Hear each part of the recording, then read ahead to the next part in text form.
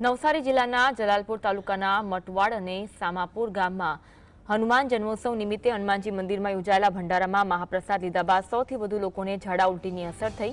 આ ઘટનામાં ખાસ કરી બાળકો વધુ અસરગ્રસ્ત થયા, જેમાં 70 થી 80 બાળકોની સારવાર કરવામાં આવી। આરોગ્ય વિભાગની ટીમે મટવાડ, સામાપુર, દાંડી અને કરાડી જેવા ગામોમાં ફરી અસરગ્રસ્ત દર્દીઓને મટવાડના પીએસસી સેન્ટર ખાતે સારવાર આપી।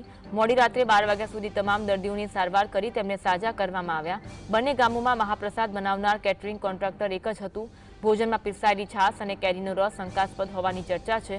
ફૂડ એન્ડ ડ્રગ્સ વિભાગના અધિકારીઓએ મટવાડ ખાતે પહોંચી ભોજનના સેમ્પલ લીધા, જેની તપાસ ચાલુ છે। હનુમાનજી જન્મોત્સવના કાર્યક્રમ દરમિયાન ભોજન લીધા બાદ સૌથી વધુ બાળકોને ફૂડ પોઈઝનિંગની અસર થઈ હતી, જે અંગે તેમને પીએસસી સેન્ટર સારવાર માટે ખસેડવામાં આવ્યા હતા।